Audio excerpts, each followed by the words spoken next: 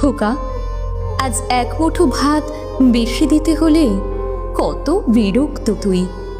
বৌমা ওষুধ আনতে বললে কত কথা শুনিয়ে দেয়, একটু আমার সঙ্গে কথা বলতে বললে তোর হাতে সময় নেই। কিন্তু খোকা, তুই যখন ছোট ছিলি, যখন তোর জ্বর আসতো, বাবা দৌড়ে যেত ওষুধ আনতে তোর জন্য। তুই সারা রাত আমার কোলে থাকতে চাইতিস, নিচে নামিয়ে দিলেই কান্না জুড়ে দিতিস। সারা রাত তোকে কোলে নিয়ে বসে থাকতাম রে, এমনকি বাথরুম পেলেও যাওয়ার উপায় ছিল না। তখন কই আমার তো এত বিরক্ত লাগেনি। আমার বয়স হয়েছে, চোখেও ঠিকঠাক দেখি না, তাই চেয়েও নিজেকে খুব পরিষ্কার রাখতে পারি না।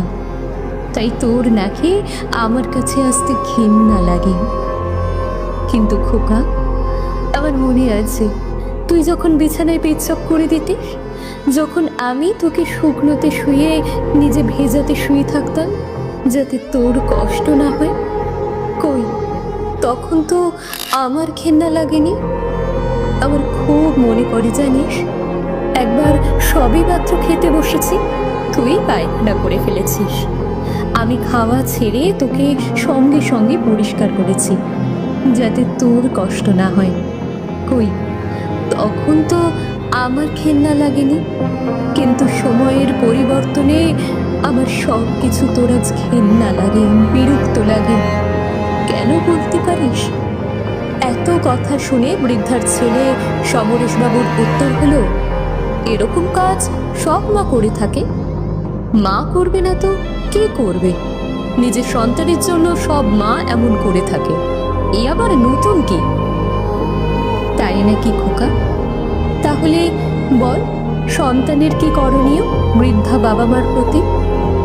তখন সমরেশবাবু বলেন, কেন, তোমাকে তো আমি ভালোই রেখেছি, ঘর থেকে তো আর বের করে দিইনি।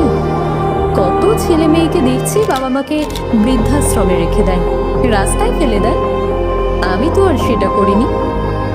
তখন বৃদ্ধা হাসতে হাসতে বলেন, আমাকেই বৃদ্ধাশ্রমে পাঠিয়ে দিলে বা রাস্তায় ফেলে দিলে মাস গেলে বাবার পেনশনের টাকাটা তুমি কি করে পাবে? মায়ের মুখে এমন কথা শুনে সমরেশবাবু খানিকটা ঘাবড়ে যান। বৃদ্ধা তখন হাসতে হাসতে বলেন, আমি তোর মা, আমি তোকে খুব ভালো করেই জানি। তাই আমি ঠিক করেছি আমার দেখাশোনা করার জন্য একজন লোক রাখবো, যে আমাকে দেখাশোনা করবে, আমার প্রয়োজনীয় জিনিস এনে দেবে, আমার সঙ্গে দুটো কথা বলতে পারবে।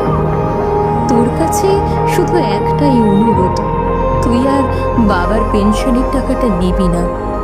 ওই টাকা দিয়ে আমি আমার দেখাশোনা করার জন্য একজন লোক রাখবো। সমরেশবাবু এবার খানিকটা নরম সুরে বললেন, দেখো মা, বাবার পেনশনের টাকায় আমার সংসার অনেকটাই চলে। তুমি আমাকে সেই টাকা না দিলে আমার খুব কষ্ট হবে মা। আমি তোমার বৌমাকে বলবো আজ থেকে তোমার ভালো করে দেখাশোনা করতে, আর এবার থেকে তোমার কখন কি লাগবে আমাকে বলবে, আমি তোমাকে টাইমে এনে দেব। ছেলের মুখে এমন কথা শুনে মাও রাজি হয়ে যায়।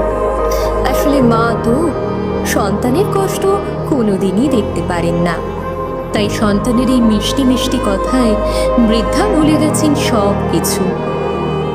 আজ বৃদ্ধা বিছানাতে, পরিস্থিতি খুবই খারাপ। ছেলে ভুলে গেছে মাকে দেওয়া কথাগুলো, তবুও মা বিছানায় শুয়ে শুয়ে ঠাকুরের কাছে প্রার্থনা করছে তার সন্তান যেন খুবই ভালো থাকে, কোনো কষ্ট না হয় তার সন্তানের। আসলে মা এমনই হয়। আজও মায়ের কোনো বিকল্প খুঁজে পাওয়া যায়নি।